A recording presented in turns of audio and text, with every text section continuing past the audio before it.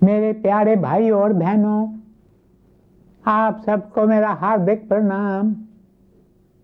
कल हम भारत के एक महान राजा चकवेन के बारे में चर्चा कर रहे थे, जो हमेशा सादगी भरा जीवन व्यतीत करता था, लेकिन दिवाली के शुभ पर्व पर उसकी रानी अपनी सखियों के बहकावे में आकर राजा से कीमती वस्त्र, हीरे और सोने के गहने मांगती है। राजा तो अपनी व्यक्तिगत जरूरतों के लिए शाही खजाने का उपयोग नहीं करता था। अपनी रानी की फरमाइश पूरी करने के लिए वह कहता है कि धर्म के अनुसार यदि कोई तुमसे अधिक बलशाली है, यदि कोई तुमसे अधिक धनवान है और वह अपने बल और धन का दुरुपयोग करता है, तो तुम्हें उससे धन छीनने का पूरा अधिकार है। राजा मन ही मन सोचता है, भारत में कितने सारे राजा हैं, कोई मुझसे बल में कम है, कोई मुझसे धन में कम है, पर एक राजा है, लंका का राजा रावण, जो मुझसे अधिक बलशाली है और उसके पास धन भी मुझसे ज्यादा है, क्योंकि तब से ही रावण की लंका सोने की थी। किंतु रावण अपने बल और धन दोनों का दुरुपयोग करता था। इसलिए राजा चकवेन कहता है, मुझे उसे धन छीनने का अधिकार है। अगले दिन राजा अपने एक बुद्धिमान वजीर को बुलाकर कहता है, तुम लंका जाओ और रावण से कहो, राजा चकवेन का आदेश है कि आप राजा को 2 मन सोना दें। जरा कल्पना कीजिए, पूरे 2 मन सोना। वजीर लंका आता है, वहां पर दरबार लगा हुआ था। वजीर दरबार में आकर रावण को प्रणाम करता है। फिर वह कहता है, हे राजन, मैं राजा चकवेन का दूत बनकर आपको उनका संदेश देने आया हूं। राजा चकवेन ने कहा है, मैं आपसे दान नहीं मांग रहा, मैं आपसे भीख नहीं मांग रहा, बल्कि मैं आपको आदेश देता हूं कि मेरे इस दूत के हाथ आप मुझे 2 मन सोना भेजें। जिस तरह एक राजा अपनी प्रजा से कर तथा लगान वसूल करता है, ठीक इसी तरह मैं आपसे भी कर तथा लगान के रूप में यह सोना वसूल कर रहा हूं। वजीर की बात सुनकर रावण को ताव आ गया। उसने तुरंत कहा, चुप हो जाओ, खबरदार, जो एक शब्द भी मुंह से निकाला तो मैं तुम्हारे टुकड़े टुकड़े कर दूंगा। राजा चकवेन होता कौन है, मुझे आदेश देने वाला? मेरे आदेश का पालन तो स्वयं देवता भी करते हैं। मेरे आदेश का न केवल देव, दानव, मानव, बल्कि ये सारी सृष्टि पालन करती है। तुम्हारा राजा चकवेन क्या चीज है? मैं अभी तुम्हें बंदी बनाकर तुम्हारे शरीर के टुकड़े टुकड़े करवाकर तुम्हारे राजा के पास भिजवाता हूं। मेरे प्रियजनों, उस वक्त रावण के पास ही विभीषण बैठा था। विभीषण कहता है, राजन, ये तो एक दूत बनकर आया है, ये तो केवल संदेश लेकर आया है। He is only A messenger. इसे मारना आपको शोभा नहीं देता। यह सुनकर रावण रुक जाता है, पर वह दूत से कहता है, तुम जरा संभाल कर बात करो। जानते हो तुम किसके सामने बोल रहे हो? जानते हो मैं कौन हूं? मैं हूं रावण। गर्भ करत है देह को, बिनसै छिन्मय मीत। जे प्राणी हर जस कहो, नानक जगजीत।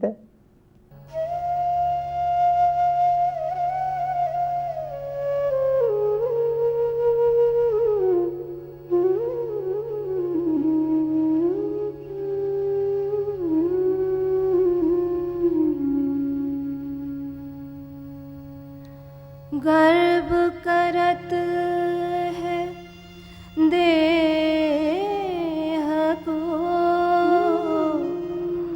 बिन से छिन में मीत, जह प्राणी हर जस कयो नानक ते जग जीत।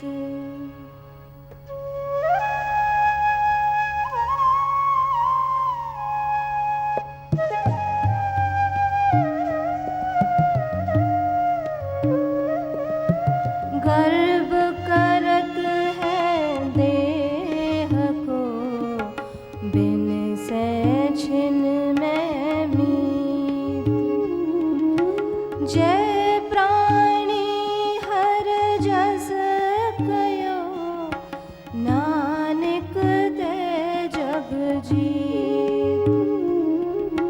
जय प्राणी हर जस कयो नानक ते जग जीत। जय प्राणी हर जस कयो नानक ते जग जीत। मेरे प्यारे भाई और बहनों, वजीर ने कहा, मैं तो एक दूत हूं जिसने आपको अपने राजा का संदेश दिया है। अब आप जो ठीक समझें वही करें। अब रावण विभीषण के कहने पर दूत को छोड़ देता है। फिर वह अपनी पत्नी रानी मंदोदरी के महल में आता और एक जोरदार ठहाका लगाता है। रावण जब ठहाका लगाता था तो उसकी गूंज सारी लंका में सुनाई देती थी। ठहाका लगाकर रावण मंदोदरी से कहता है, देखो राजा चक्रवेन कितना मूर्ख है। उसने अपने वजीर के द्वारा मुझे संदेश भेजा है कि जिस प्रकार प्रजा से कर और लगान वसूल की जाती है, उसी प्रकार मैं तुमसे कर और लगान वसूल करना चाहता हूँ। इसलिए तुम मुझे 2 मन सोना भेजो। मंदोदरी ने राजा चक्रवेन के बारे में सुन रखा था कि वह एक धर्मिष्ठ राजा है। वह अपना जीवन धर्म अनुसार व्यतीत करता है। इसलिए मंदोदरी रावण से कहती है, ये आपने अच्छा नहीं किया। आपके लिए 2 मन सोने की कौन सी बड़ी बात है। आपके पास तो लाखों करोड़ों टन सोना पड़ा है। अब यदि आपने उसमें से 2 मन सोना दे भी दिया तो आपको क्या फर्क पड़ जाएगा। यदि आप 2 मन सोना राज चक्रवेन को भेज देते तो बहुत अच्छा होता। मेरे प्यारे भाई और बहनों, मंदोदरी के मुख से ऐसी बातें सुनकर राजा को बहुत क्रोध आता है। वह कहता है, ये मेरा दुर्भाग्य है कि मेरी पत्नी को मेरी शक्ति का अंदाज नहीं है। वह कहता है, मंदोदरी तुम तो जानती हो कि हमारे रसोई घर में खाना कौन पकाने आता है।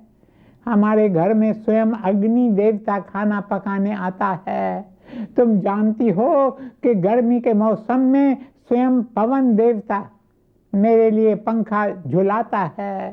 तुम जानती हो हमारे घरों में स्वयं वरुण देवता जल भरने आता है। ये सब जानते हुए तुम इस तरह की बातें कर रही हो। तब मंदोदरी ने रावण से कहा, स्वामी कृपया आप क्रोध न करें, सब कुछ अपने आप ठीक हो जाएगा। अगले दिन सुबह मंदोदरी रावण से कहती है, स्वामी चलिए हम पंछियों को दाना दें। मंदोदरी प्रतिदिन पंछियों को दाना देती थी।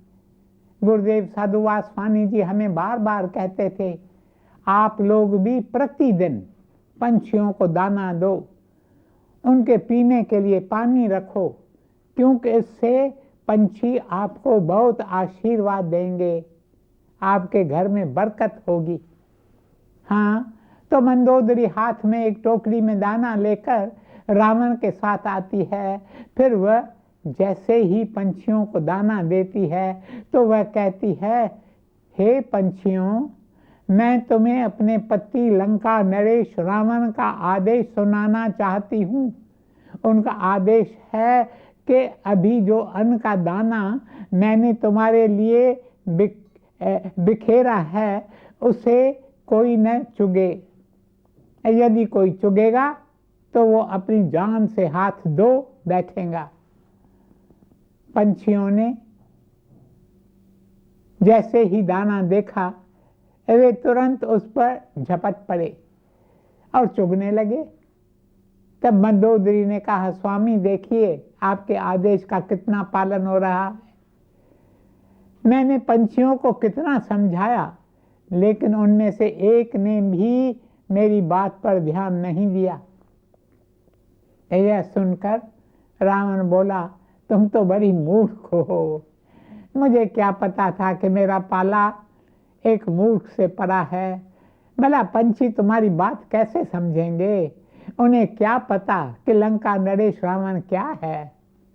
तब मंदोदरी ने कहा, ठीक है, लेकिन आप देखिए क्या होता है।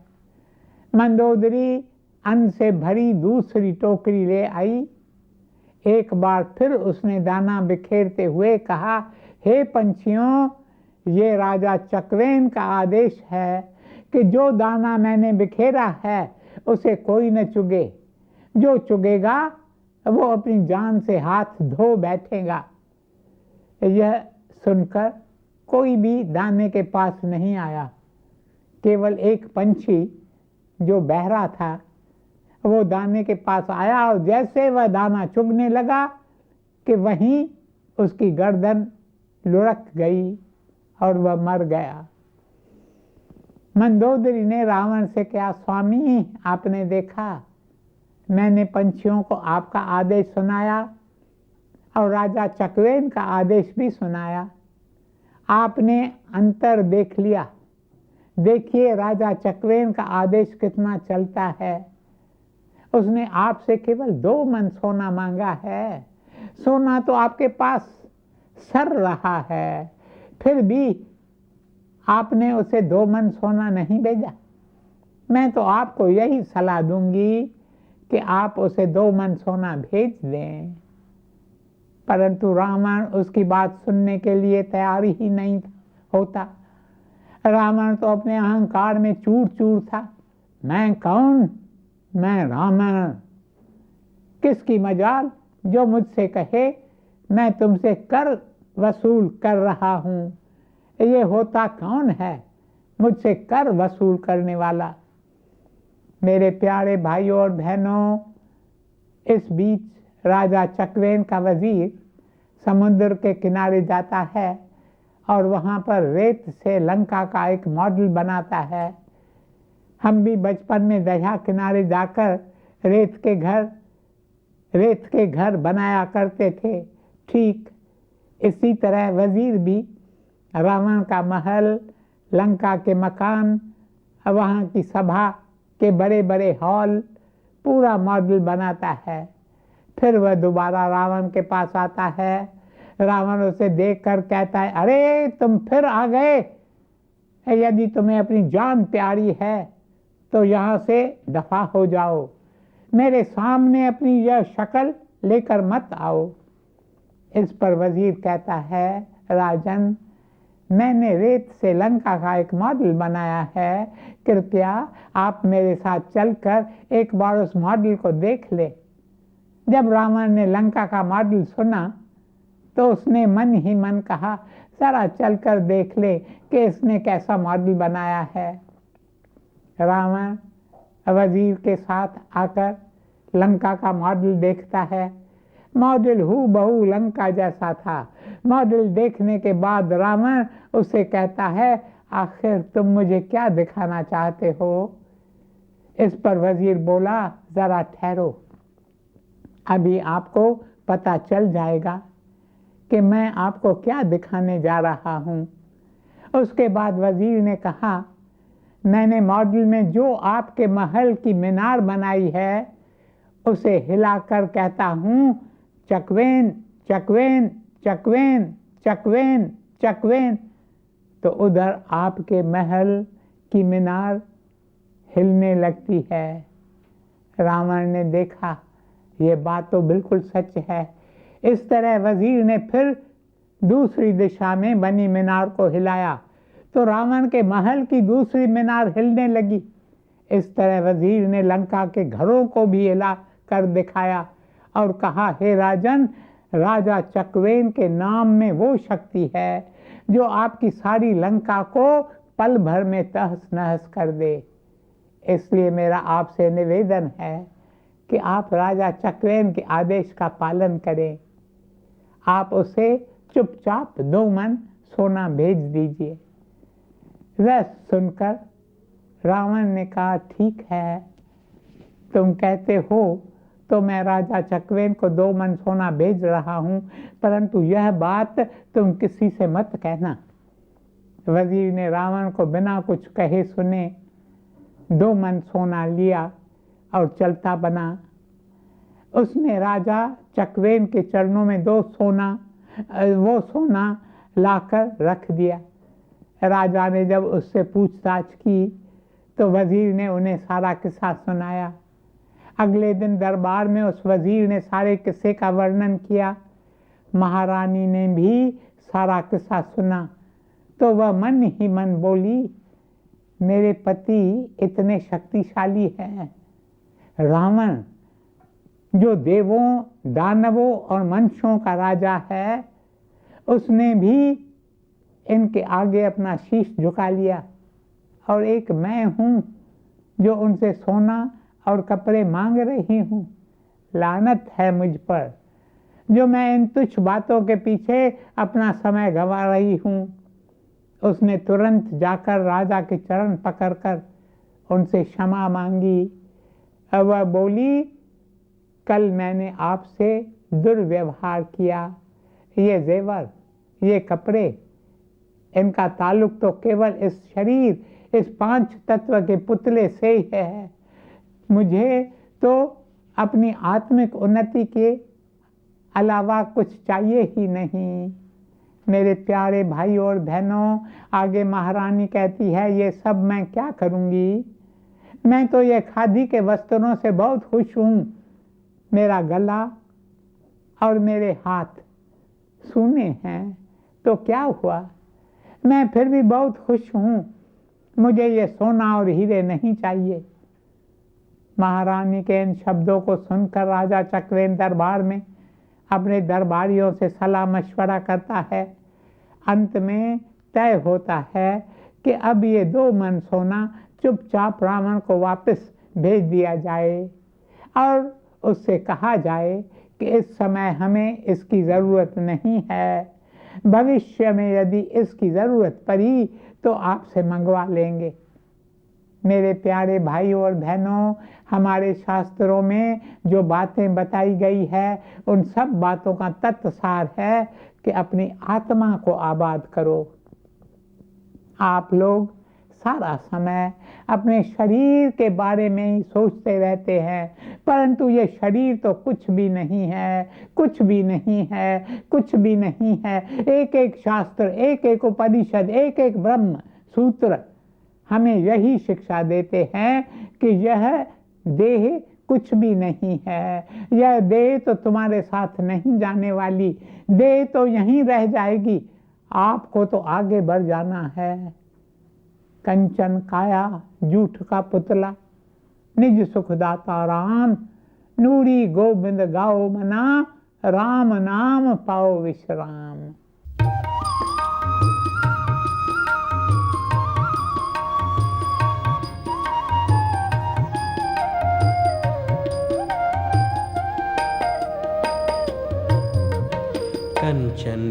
काया झूठ का पुतला निज सुख दाता राम राम। नूरे गोविंद गाओ मना राम नाम पाओ विश्राम।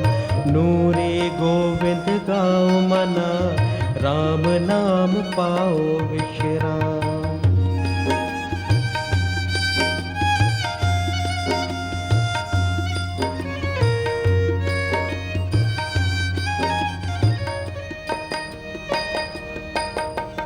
कंचन काया झूठ का पुतला निज सुख दाता राम राम।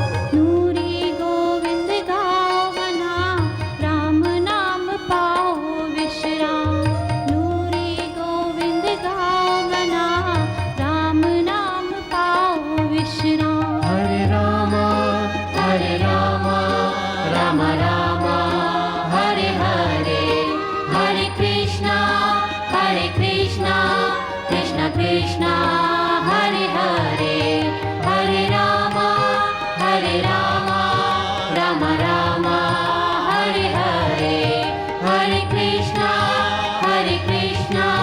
कृष्ण कृष्ण हरे हरे। मेरे प्रियजनों, इसलिए आपको अपनी आत्मिक उन्नति के बारे में सोचना चाहिए। जिस खजाने को पाने के लिए आप यहाँ आए हैं उसे आप कभी न भूलें। गुरु नानक देव जी अपने पवित्र वाणी में फरमाते हैं, जिस वखर कव लैन तू आयो। मेरे प्रिय, जिस चीज को तुम इस पृथ्वी पर लेने आए हो उसे ही तुम भूल चुके हो और अन्य बातों में फंस गए हो। तुम धन दौलत मान सम्मान ऐशो आराम के पीछे भाग रहे हो। तुम्हें तो अपनी आत्मिक उन्नति करनी है, तुम केवल उस पर ध्यान दो। सुबह उठो तो स्वयं को पहले याद दिलाओ कि हम किस कर्तव्य के लिए यहाँ आए हैं। ईश्वर ने हमें यह मानव जन्म, जो कितना दुर्लभ है, हमें प्रदान किया है। मानुष जन्म दुर्लभ है, होत न बारंबार। यह जन्म हमें मिला है ताकि जिस कर्तव्य के लिए हम यहाँ आए हैं उसे पूरा करें और अपनी जीवन यात्रा सफल करें। ओम शांति शांति शांति।